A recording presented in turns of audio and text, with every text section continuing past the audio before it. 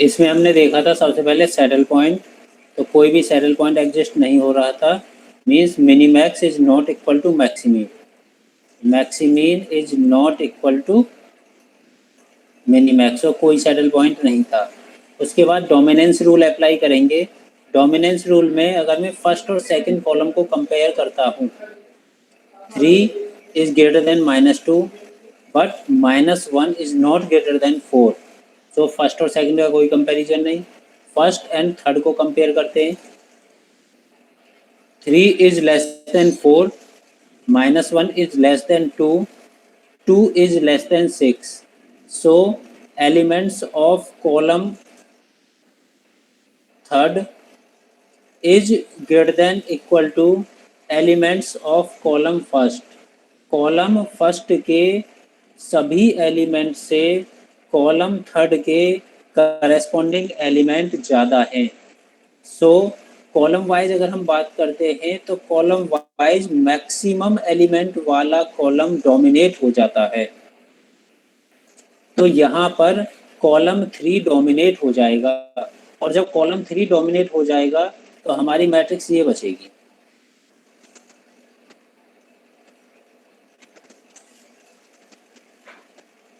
Three -2 -1 4 2 2, ये हमारी final matrix बचेगी। 1 2 फर्स्ट सेकंड थर्ड। तो इसके बाद अगर हम डोमिनेंस अप्लाई करते हैं तो अब डोमिनेंस अप्लाई नहीं हो रहा, कोई भी रो और कोई भी कॉलम इसमें से डिलीट नहीं हो रहा। ऐसी कंडीशन पर हम ये देखते हैं कि अब हमारी मैट्रिक्स किस टाइप की बची हुई है। अगर आपके पास मैट्रिक्स 2 × n और m/2 इन टाइप की बच जाती है तो हम अप्लाई कर देते हैं ग्राफिकल मेथड। ग्राफिकल मेथड, तो अब यहाँ पर ग्राफिकल मेथड अप्लाई करेंगे। ये आपका प्लेयर बी था और ये आपका प्लेयर ए था। ग्राफिकल मेथड में क्या करते हैं, दो वर्टिकल लाइंस खींचते हैं, first line and second line. दो वर्टिकल लाइन के बाद हम ये देखते हैं कि नंबर ऑफ प्लेयर्स 2 हैं और दोनों प्लेयर में से ऐसा कौन सा प्लेयर है जिसकी सिर्फ 2 स्ट्रेटजी हैं। तो यहाँ पर बी प्लेयर की 2 स्ट्रेटजी हैं, strategy 1 and strategy 2। So in line का नाम हम बी प्लेयर की पहली स्ट्रेटजी और बी प्लेयर की सेकंड स्ट्रेटजी, सो इनका नाम दे देते हैं हम B1 B2। अगर ए प्लेयर की 2 स्ट्रेटजी होती तो इनका नाम A1 A2 हो जाता। यहाँ प्लेयर बी की 2 स्ट्रेटजी हैं इसलिए इनका नाम हुआ B1 B2। उसके बाद यहाँ से एलिमेंट्स देखेंगे हम, ये कहाँ से कहाँ वेरी हो रहे हैं। लोअर रेंज इसकी है -2 और अपर रेंज है इसकी 4। -2 से 4 के बीच में वेरिएशन है, तो यहाँ से स्टार्ट करेगा हम 0 1 2 3 4 -1 -2। सिमिलर यहाँ होगा 4 3 2 1 0 -1 -2, ये हो गई। अब पहली रो के एलिमेंट्स को देखेंगे। पहली रो के एलिमेंट्स हैं 3 एंड -2। 3 कहाँ आ रहा है, ये 1 पर, यानी कि फर्स्ट लाइन पर 3, फर्स्ट लाइन पर 3 और सेकंड लाइन पर -2, सेकंड लाइन पर -2। इन्हें अगर हम मैच करा देंगे तो ये हमारी पहली रो हो गई और पहली रो का नाम है A1। उसके बाद अगले एलिमेंट की बात करें -1 और 4। फर्स्ट रो पर -1 और सेकंड पर 4, इन्हें अगर मैच कराएंगे तो ये मिला मुझे A2। इसलिए इसके बाद थर्ड पर अगर देखेंगे 2 एंड 2, 2 स्ट्रेट लाइन आ जाएगी और ये हो गया मेरा A3। A1 A2 A3 हमने तीनों लाइन यहाँ पर मार्क कर दी।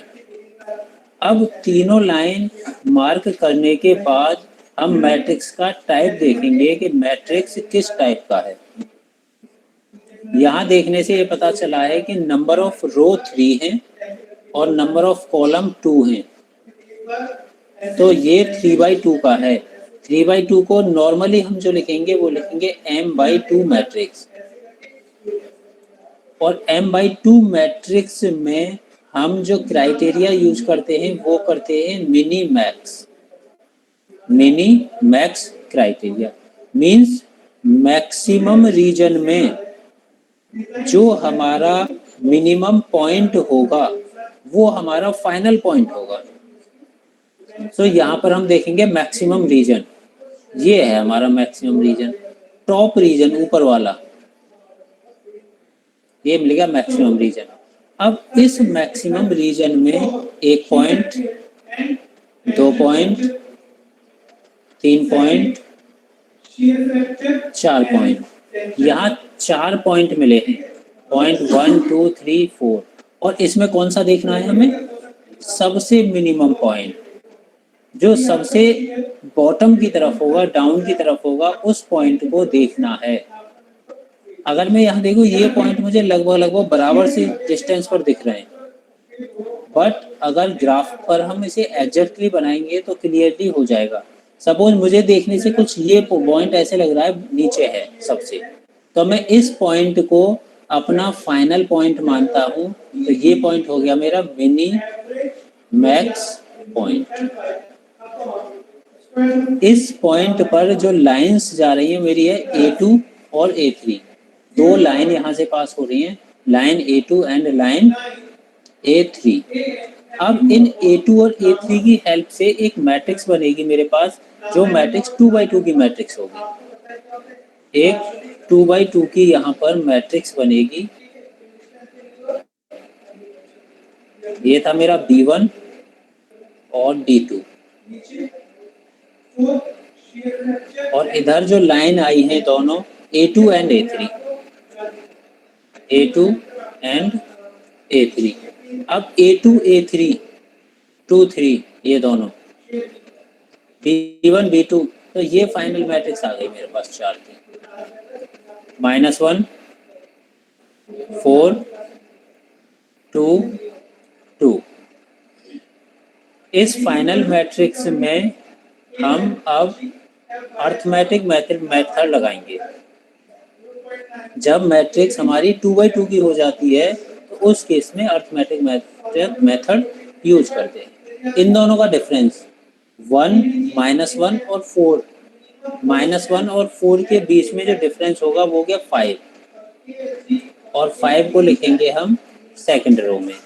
2 एंड 2 का डिफरेंस 0, इसे लिखेंगे हम फर्स्ट रो में। कॉलम में देखेंगे हम -1 और 2, इसका डिफरेंस आया 3 सेकंड कॉलम में।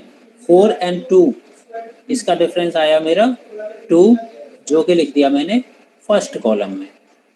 फर्स्ट रो का डिफरेंस सेकंड में, सेकंड का फर्स्ट में, फर्स्ट कॉलम का सेकंड कॉलम में, सेकंड कॉलम का फर्स्ट कॉलम में। इनका समेशन की अगर बात करें तो इनका समेशन हुआ 5, और अगर इनके समेशन की बात करें इनका समेशन भी हुआ 5, तो दोनों के सम इक्वल होने चाहिए। अब इसकी प्रोबेबिलिटी की अगर बात करें तो ये जो 0 डिवाइड बाई दोनों का सम 5, इसकी प्रोबेबिलिटी की बात करेंगे 5 डिवाइड बाई दोनों का सम 5। इसकी प्रोबेबिलिटी की बात करेंगे 2 डिवाइड बाई 5, और इसकी प्रोबेबिलिटी 3 डिवाइड बाई 5। तो यहाँ से हमारे पास प्रोबेबिलिटी आ गई। अब वैल्यू ऑफ गेन V, इन दोनों का मल्टीप्लिकेशन,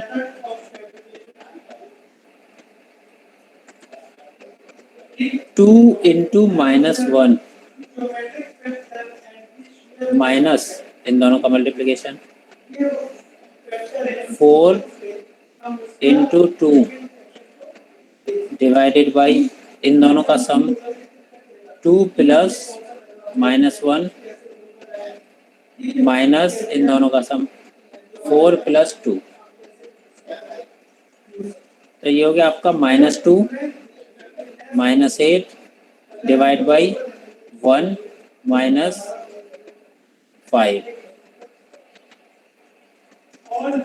1 -5 -2 -8 2 -1 1 -4 + 2 सॉरी 6